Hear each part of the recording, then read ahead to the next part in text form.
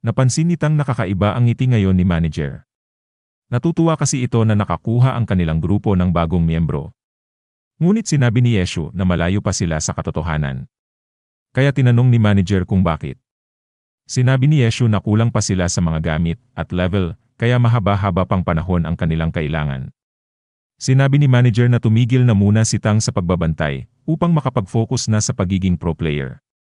Tinanong ni manager kung kamusta na sila Steamed Bun at Concealed Light. Sinabi ni Tang na level 52 na rin sila. Natuwa naman si Yeshu dahil nakakahabol ang mga ito. Nagpapasalamat naman si manager dahil nakagrupo nila si Yeshu. Dahil siguradong mas magiging mahusay sila Tang at Steamed Bun sa tulong ni Yeshu.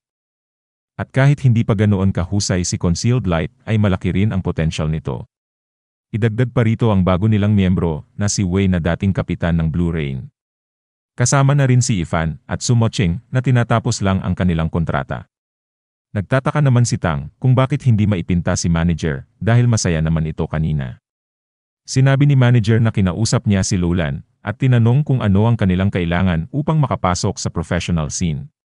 Sinabi ni Lulan na isa sa mga requirements ay dapat mayroon silang room na equip ng holographic projection dahil gagamitin na ito sa susunod na season.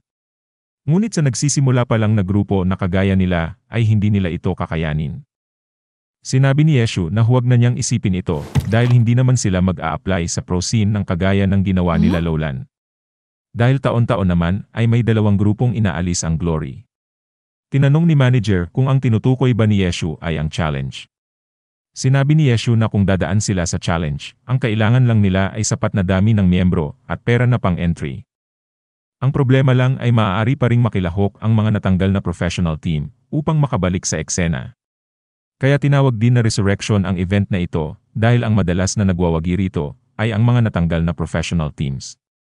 Ang kailangan lang nating gawin ay makasurvive sa challenge. Sinabi ni manager na delikado ito dahil knockout system ang challenge at isang talo lang ay eliminated na agad. Sinabi ni Yeshu na kahit dumaan sila sa application ay hindi rin ito sigurado. Dahil limitado rin ang slots ng professional teams, at hindi lang naman tayo ang mag-a-apply, kaya sa halip na isipin natin na matatanggal tayo, ay mas pagtuunan natin ng pansin kung paano tayo mananalo. Bigla naman nag-message ang studio na kaibigan ni Yeshu. Sinabi niyang naubusan na sila ng pera, at hindi nila nabili lahat ng materials na kanyang kailangan. Nagpasalamat si Yeshu at sinabing siya na ang bahala sa kulang. Matagal din na nag-offline si Lord Grimm dahil sa bounty, kaya nagulat sila nang makita na online na siya ulit. Sinabi ni Yeshu na kailangan niyang hantingin ang boss monster na Topaz Knight. Nahulaan naman ni Blue River na kailangan niya ng material mula rito. Tinanong ni Yeshu kung meron ba ang kanilang guild ng Blue-White Crystal. Agad naman niyang sinabing wala. Tinanong ni Yeshu kung ilang beses na bang napatay ang Topaz Knight. Sinabi ni Blue River na hindi siya espiya. Ngunit napilitan rin siyang sabihin na napatay na ito ng Tyrannical Ambition, Herb Garden, at Excellent Dynasty. Tinanong ni Yeshu kung bakit hindi pa nila ito nagagawa. Sinabi ni Blue River na nag-focus lang ang kanilang guild sa mga dungeons. Tinanong ni Yeshu kung sino ang libre sa kanila ngayon. Agad naman silang natuwa dahil bumalik na ang kanilang guild leader. Sinabi ni Yeshu na kung wala silang ginagawa, ay pumunta sila sa respawn point ng Topaz Knight. Tinanong naman ni manager kung bakit niya sinabi ito sa guild chat dahil siguradong mababasa ito ng mga espiya. Agad namang nag-usap-usap ang mga guild leaders nang malaman ang plano ni Lord Grimm.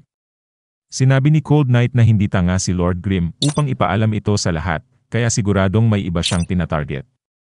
Mas mabuting sundan muna natin ang iba pa nilang mga miyembro. Sinabi ng isang player na nakita nila ang mga core members ng Happy Guild sa Mount Omar.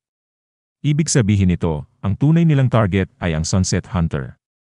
Kaya ipinadala nila ang mga high-level players sa Mount Omar at ang mahihinang players sa Topaz Knight. Kalaunan ay lumabas na ang Topaz Knight at nagsimula ng labanan ito ng mga players. Iniutos ni Yeshu na sugurin na rin ang boss monster, habang ang mga high-level players ng kalabang guild ay naghihintay pa rin sa Sunset Hunter. Bigla namang may pumasok na report na nahihirapan na sila sa Topaz Knight. Sinabi ng high-level player na kung sila mismo ay nahihirapan sa Topaz Knight, ay paniguradong mas nahihirapan ang mga ordinaryong miyembro ng Happy Guild. Ngunit hindi nila naisip na isa si Lord Grimm sa pinakamahusay na taktisyan, kaya saglit lang nilang natalo ang Topaz Knight dahil sa kanyang pamumuno. Tuwang-tuwa naman ang Happy Guild dahil sa rami ng loots ng Boss Monster. Nakakuha rin sila ng Earth Badge, ang pinaka-rare na drop ng Topaz Knight. Sinabi ni Yeshu na ilalagay niya ito sa kanilang guild storage. Tinanong ni Blue River kung bakit tinawag na naman siya ni Yeshu. Sinabi ni Yeshu na gusto niyang makita ang storage system ng Blue Brook. Tinanong ni Blue River kung ano na naman ang binabalak ni Lord Grimm. Sinabi ni Lord Grimm na inaayos lang niya ang kanilang guild at gusto lang niyang makita ang kanilang system. Noong una ay ayaw pa ni Blue River, ngunit sa bandang huli ay iginawa na lang niya ng system si Yeshu. Nagpasalamat naman si Yeshu dahil mas maganda pa ang ginawa ni Blue River kaysa sa orihinal at sinabing sana ay naging member na lang siya ng Happy Guild dahil siguradong magagamit ng kanilang grupo ang kanyang talento. Ngunit nagpaalam lang si Blue River. Sinabi ni Yeshu kay manager na maayos na ang system ng kanilang guild. Bigla namang nag-PM si Wei at sinabing lumabas na ang boss monster ng Poison Swamp. Napansin naman ni Yeshu na nasa paligid din ang 8 malalaking guild. Nag-iisip si Yeshu kung ano ang kanilang gagawin. Kung kukunin ba nila ang boss monster o mamumulot na lang sila ng gamit ng mga namatay. Sinabi ni Wei na malaki na ang kanilang pangalan upang mang-scrap picking pa. Kaya tinanong ni Yeshu kung ano ang kanyang plano. Sinabi ni Wei na huwag muna siyang magpakita dahil ang kanyang reputasyon ngayon ay napakarumi at mabilis maka-attract ng mga langaw. Lumipat ang eksena sa isang lugar sa Heavenly Domain kung saan nagmi-meeting ang mga guild leaders.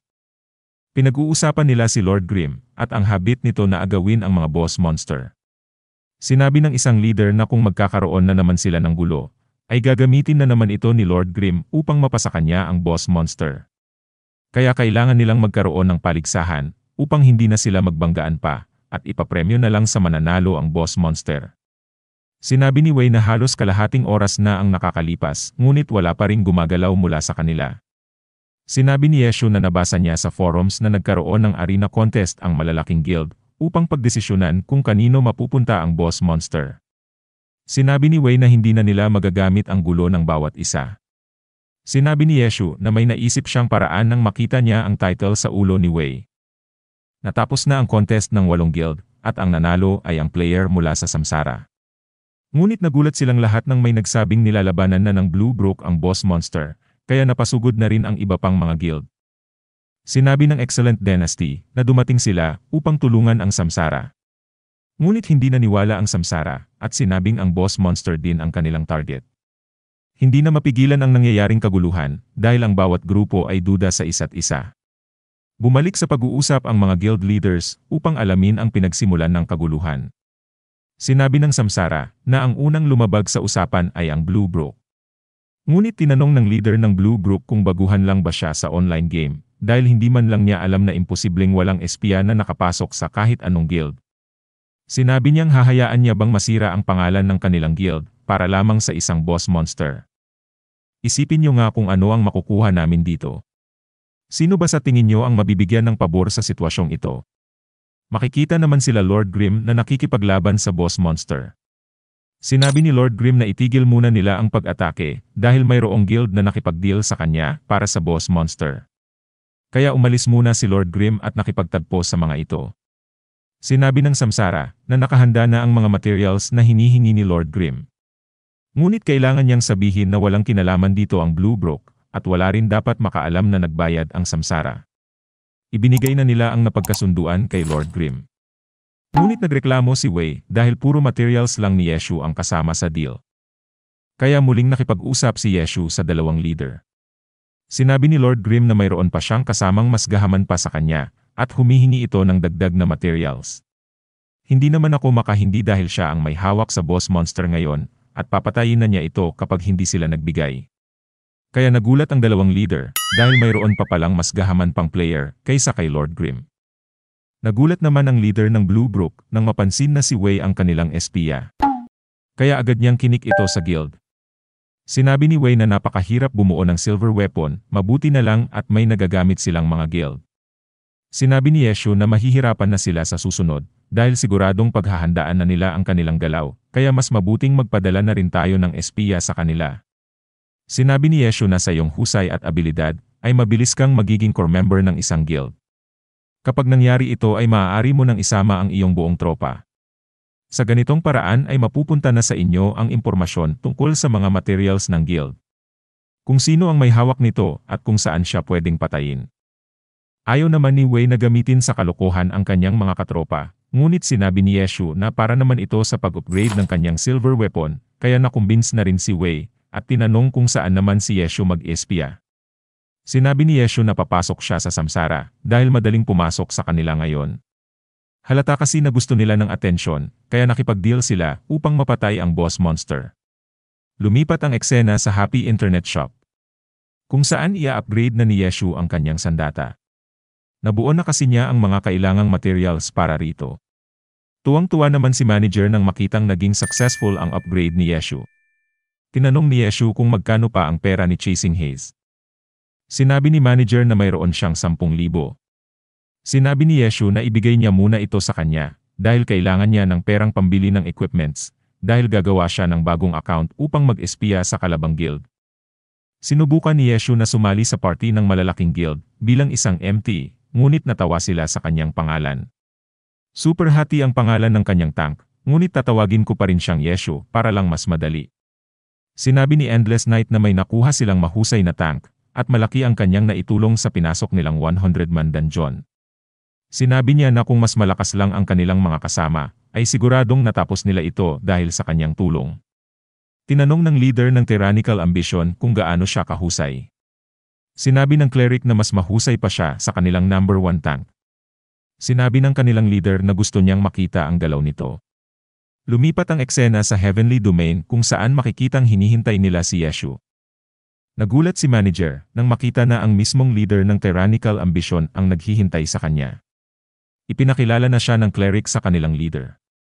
Sinabi ni Wandering Peak na marami na siyang narinig tungkol sa kanya, at tinanong kung gusto niyang sumama sa kanilang boss hunt.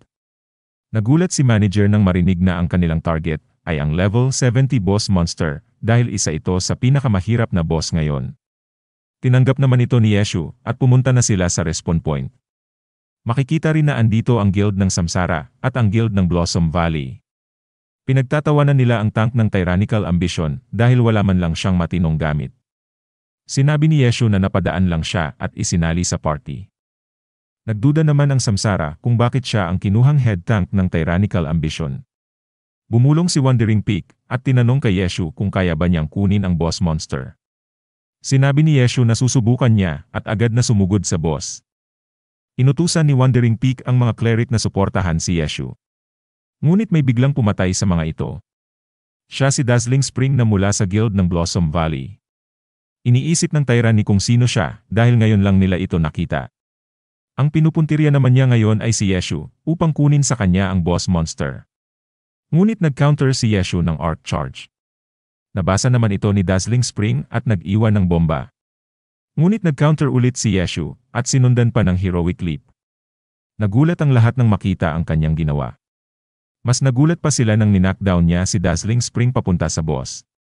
Nakailag naman si Dazzling Spring at agad na nag-reload.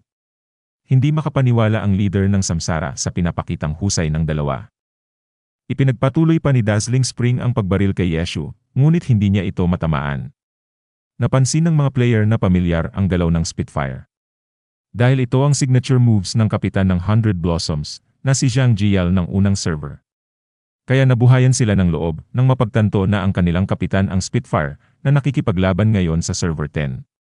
Sinabi ng Samsara na seryoso ang Blossom Valley ngayon dahil kumuha pa sila ng professional player.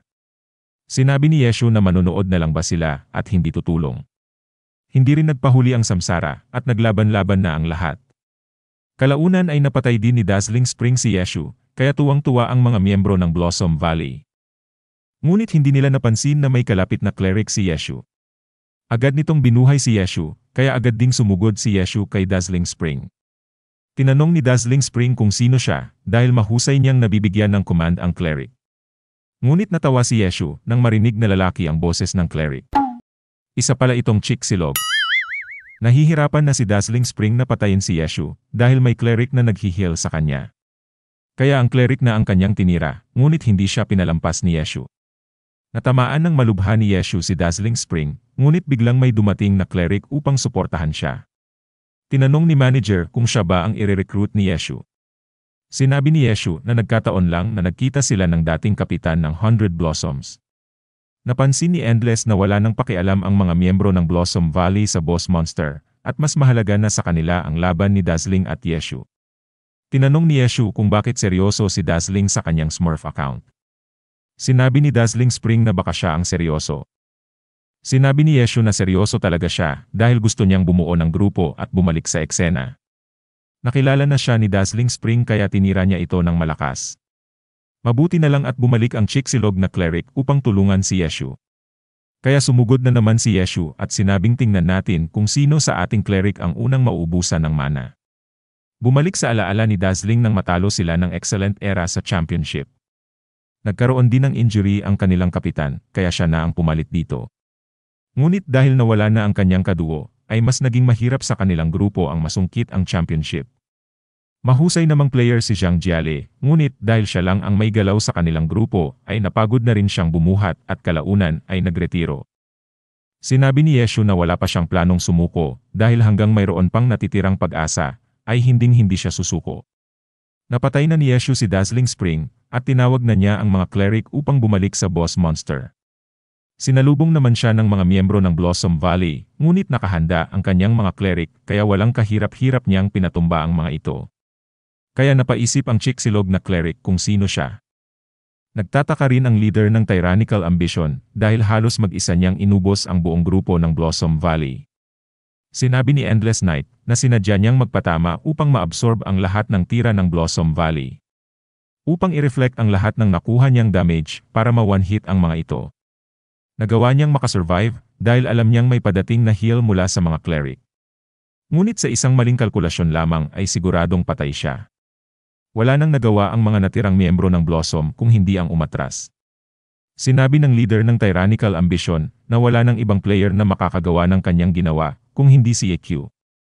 Kaya iniisip nila kung ano ang kanyang dahilan upang mag-espiya sa kanila. Sinabi ni Wandering Peak na pabayaan na muna siya at gamitin na lang ang oportunidad na ito upang mapakinabangan sa boss hunt ng libre. Kaya nagpanggap na lang sila na wala silang alam at inimbitahan siyang sumali sa Tyrannical Ambition. Pagkatapos ng lahat ay kinausap ni Yeshu si Dazzling Spring. Inimbitahan niya ito na sumali sa kanilang grupo. Ngunit tinanggihan ito ni Dazzling, kaya sinabi ni Yeshu na naiintindihan niya. Tinanong ni manager kung bakit hindi na niya ito pinilit. Sinabi ni Yeshu na matagal na nitong binitawan ang pangarap na maging kampiyon. Tinanong ni manager kung bakit ganoon na lang niya binitawan ang kanyang pangarap. Sinabi ni Yeshu na ang pagkakaiba nila ni Zhang Jial ay hindi nito naranasang maging kampiyon kaya hindi niya alam ang pakiramdam nito. Nanghihinayang naman si manager dahil hindi nila nakuha ang isang mahusay na player. Bumalik ang eksena sa loob ng game kung saan si Yeshu ay pinagkakaguluhan ng mga player na gusto siyang makaparty. Alam kasi nila na malaki ang tsansang matapos nila ang papasukin nilang raid kung kasama siya. Bigla namang dumating ang leader ng Tyrannical Ambition at sinabing lumabas na ang level 70 boss monster ng North Bridge. Pumunta na sila sa lokasyon ng boss monster. Ngunit matalas ang pakiramdam ng boss monster at nakaalerto sa lahat ng lumalapit sa bridge. Bigla namang dumating si Dazzling Spring at tinira ang boss monster. Ngunit mabilis na nag-counter ang boss at sinalag ang kanyang tira. Makikita rin sa paligid ang guild ng Blossom Valley, Blue Brook at ang Herb Garden. Sinabi ni Yeshu na inaatake ng boss monster ang lahat ng lumalapit at si Dazzling Spring ay nasa itaas na ng bridge, kaya nasa maganda na siyang posisyon upang atakihin ang sinumang lalapit sa boss monster. Tinanong ni Wandering Peak kung ano ang kanilang gagawin. Sinabi ni Yeshu na papatayin niya si Dazzling Spring, habang sila naman ang haharang at makikipaglaban sa mga miyembro ng Blossom Guild. Ito na lang ang paraan upang makuha nila ang boss monster, dahil hindi na nila kayang habulin ang damage na nagawa ni Dazzling Spring. Nakita ni Dazzling Spring na papalapit sa kanya si Yeshu, kaya pinagbabaril niya ito. Sinabi ni Wandering Peak sa mga cleric na alagaan siya ng heal. Ngunit hindi nila makita si Yeshu dahil sa mga smoke bomb ni Dazzling Spring. Inabangan naman ng Chicxulog na cleric ang paglabas ni Yeshu at agad na nag-cast ng heal. Napansin ito ni Dazzling Spring kaya nagpahabol siya kay Yeshu upang mailayo siya sa mga cleric. Nang humabol naman ang mga cleric ay agad niyang pinatay ang mga ito. Inatake siya ni Yeshu ngunit nakailag si Dazzling Spring. Ang matindi pa rito ay nakapaglagay siya ng trap sa landing spot ni Yeshu. Sinubukan ni Yeshu na umilag ngunit naghagis pa ng granada si Dazzling Spring. Nag-alala naman si Wandering Peak dahil bumagsak na sa pula ang buhay ni Yeshu. Hindi na nagawang makalapit ni Yeshu at napatay siya ni Dazzling Spring. Ngunit sa hindi inaasahan ng lahat ay may bumuhay kay Yeshu. Nagulat si Dazzling kung paanong may nakalapit sa kanilang cleric kaya agad niyang tinira ito. Ngunit hindi naman pumayag si Yeshu at mabilis siyang sinugod. Nagcast ng provoke si Yeshu kaya hindi na nakatakas si Dazzling at pareho silang nahulog sa tulay. Agad na iniutos ni Wandering Peak na kunin sa kalaban ang boss monster. Sinabi ni Endless Night na dumating ang grupo ng Samsara sa kabilang bahagi ng bridge. Nagtataka naman sila kung sino ang warlock na namumuno sa kanila ngayon. Sinabi ng kanilang espiya na bagong recruit lang siya ng Samsara, ngunit napakahusay niyang taktisyan. Ang warlock na ito ay si Wei, at sa maikling panahon ay naging commander na siya ng Samsara. Makikita naman na tinangay na sa malayo sila Dazzling. Tinanong ni Yeshu kung bakit pa siya nakaalerto gayong sobrang layo na nila at hindi na makakabalik sa boss monster. Sinabi ni Dazzling na kung hindi dahil sa cleric ay siguradong patay na siya. Tinanong ni Yeshu kung napabilib ba siya ng cleric kanina. Sinabi ni Dazzling na mahusay ang kanyang tiempo at obserbasyon. Marunong din siyang gumamit ng blind spot dahil nakapagtago siya sa kanyang smoke bomb. Napangiti naman si Yeshu, kaya napagtanto ni Dazzling na gumawa si Yeshu ng Smurf account upang makahanap ng cleric na may potensyal. Sinabi ni Yeshu na kailangan ng kanyang grupo ang mahusay na cleric, kaya pinlano niyang sumali sa iba't ibang guild. Swerte lang at agad siyang nakatagpo sa unang guild na kanyang napuntahan. Sinabi ni Dazzling na kaya pala MT ang ginawa mong karakter, at tinanong kung nasaan na ang cleric kanina. Sinabi ni Yeshu na malamang ay nalunod na ito. Kaya nagulat si Dazzling Spring. Sinabi ni Yeshu na kung sobrang husay niyang cleric, ay siguradong matagal na siyang nadiskubre ng mga scout, at siguradong hindi ko na siya marirecruit. Bagamat mahusay ang kanyang tiempo, ay mabagal pa ang kanyang kasunod na galaw. Kaya madali mo siyang tinamaan, dahil tumitigil siya pagkatapos makapag-cast ng skill. Nagalit naman si Dazzling nang mapagtanto, na ginamit siya ni Yeshu upang masubukan ang cleric.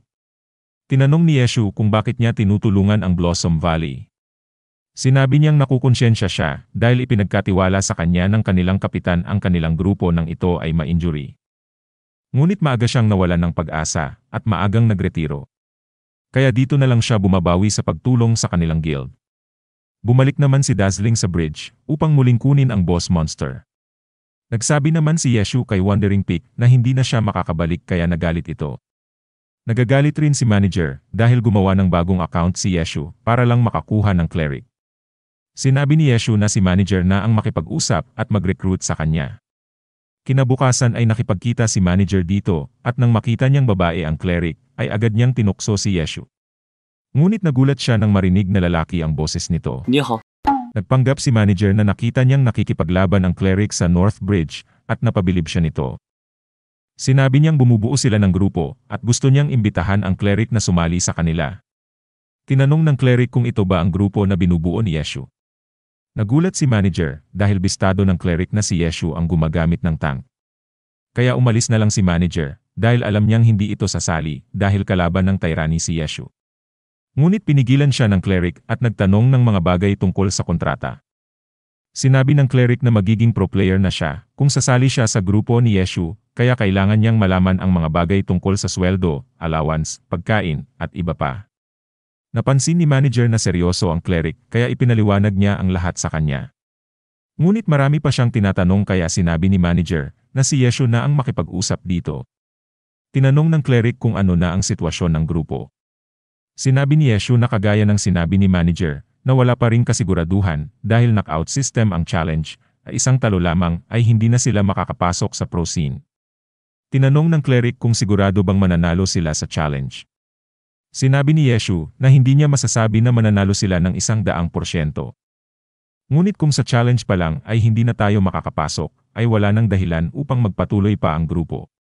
Sinabi ng cleric na ang challenge pala ang magiging sukatan kung kakayanin nilang makipagsabayan sa professional scene. Sinabi ni Yeshu na tumpak, at ang challenge ang kanilang magiging training ground upang ma-experience nila kung paano makipaglaban ang mga pro players. Pumayag na ang cleric at sinabing bihira lang ang pagkakataong ito dahil pangarap talaga niyang maging pro player, kaya masusi niyang tinatanong ang mga detalye. Tinanong ng cleric kung sino pa ang kanilang mga kagrupo. Sinabi ni Yeshu na sa ngayon ay 4 pa lang sila. Isang warlock, isang battle mage at silang 2. Tinanong ni manager kung bakit hindi niya isinama si Sumocheng.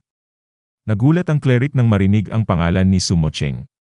Sinabi ni Yeshu na hindi pa siya makakasama sa challenge dahil nakakontrata pa ito. Ngunit kung makakapasok sila sa pro scene ay siguradong makakagrupo na nila ito. Sinabi ni manager na kakausapin na rin niya si Steamed Bun upang tuluyan ng mabuo ang Team Happy.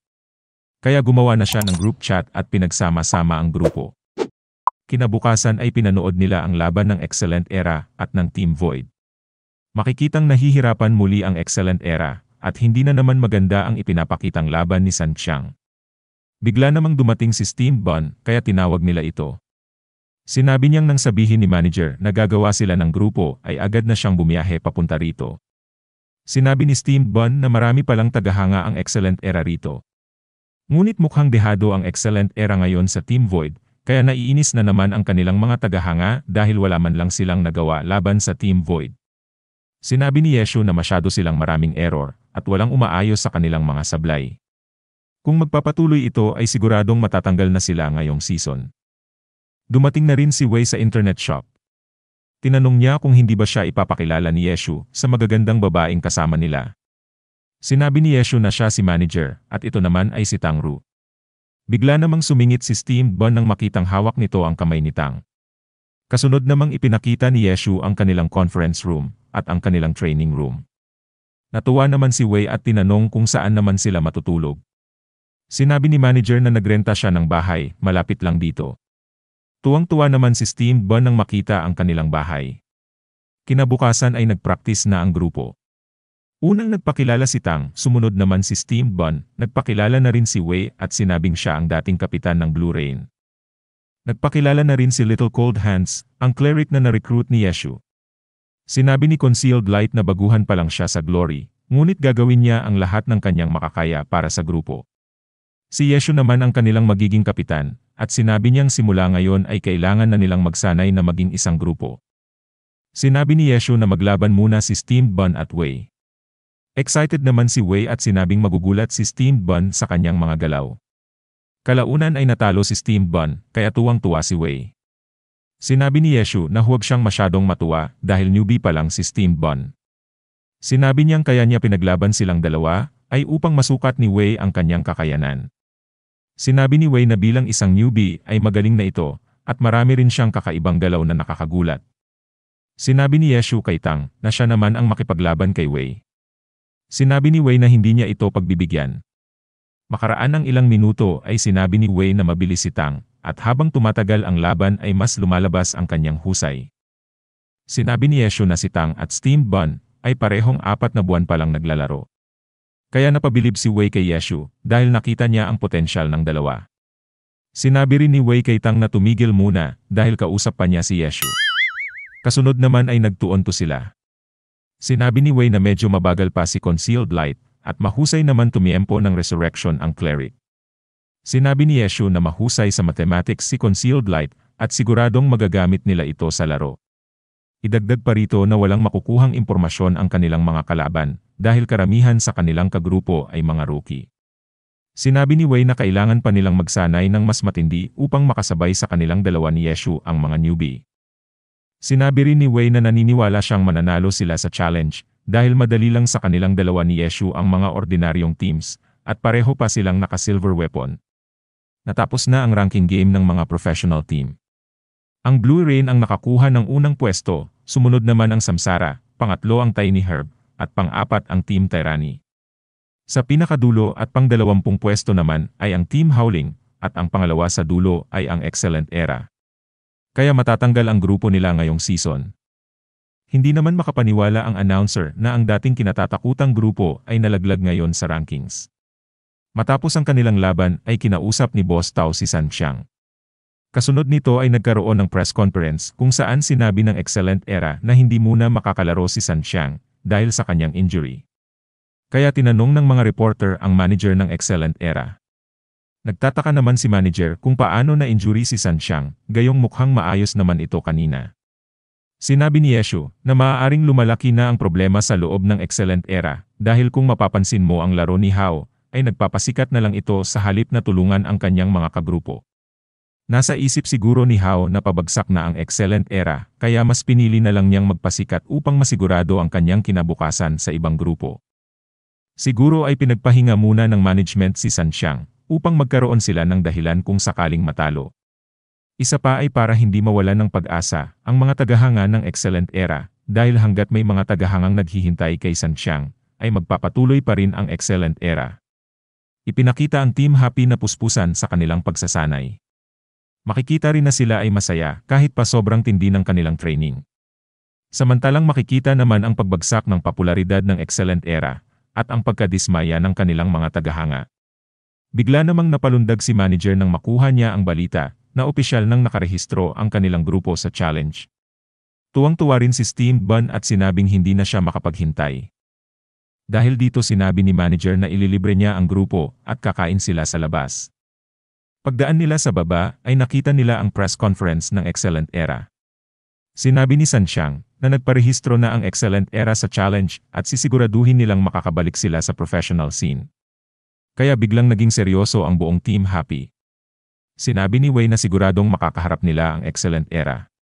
Sinabi ni Yeshu na siguradong maghahanda ang Excellent Era sa challenge dahil hindi maganda ang performance nila ngayong season at hindi sila papayag na basta na lang mawala. Tinanong ni Tang kung ano ang mangyayari kung matalo nila ang Excellent Era. Sinabi ni Wei na kung mangyayari ito, ay siguradong mawawala na ang grupong pinaghirapan ni Yeshu. Sinabi ni Yeshu na kung makaharap man natin sila, ay kailangan lang natin silang talunin. Sumang-ayon naman si manager at Steamed Bun. Lumipat ang eksena kung saan magkausap si Manager Lee at Boss Tao sa loob ng isang restaurant. Sinabi ni Manager Lee na magmula nang lumabas si Sanxiang sa presscon ay humupa na ang galit ng kanilang mga tagahanga. Ngunit mayroon pa silang problema dahil bumuo si Yeshu ng grupo at nagparehistro rin sa challenge. Sa hindi inaasahang pagkakataon ay dito rin kakain ang grupo nila Yeshu. Nakita ng manager ng Excellent Era si Yeshu at tinanong kung ano ang ginagawa niya rito. Ngunit sinabi ni Steamed Bun na napanood niyang kasali rin sila sa challenge, kaya dapat nilang paghusayan dahil sila ang kanilang makakatapat. Natawa na lang si manager at hinilang palayo si Steamed Bun. Si Boss Tao naman ay tumayo na lang at umalis. Tinanong ni Wei kung sino sila. Sinabi ni Tang na sila ang manager at may-ari ng Excellent Era. Nag-aalala naman si Wei na baka hindi sila makipaglaban ng parehas dahil halos isang dekada ng professional team ang Excellent Era at malawak na ang kanilang impluensya. Tinext ni Yeshu si Boss Tao at tinanong kung hindi ba sila natatakot na sila ay magkaharap. Sinabi ni Boss Tao na bakit naman siya matatakot. Sinabi ni Yeshu na dahil mauubos ang kanyang pera kapag tinalo nila ang Excellent Era. Sinabi ni Boss Tao na ipanalangin niyang hindi agad magkita ang kanilang grupo. Tinanong naman ni Wei kung may nakuha siyang impormasyon. Sinabi ni Yeshu na makikipaglaro sila ng parehas, nasisiguro niya ito dahil ilang taon na rin silang magkakilala. Maaaring magkaiba na ang kanilang grupo ngayon, ngunit hindi mawawala ang kanilang respeto sa isa't isa.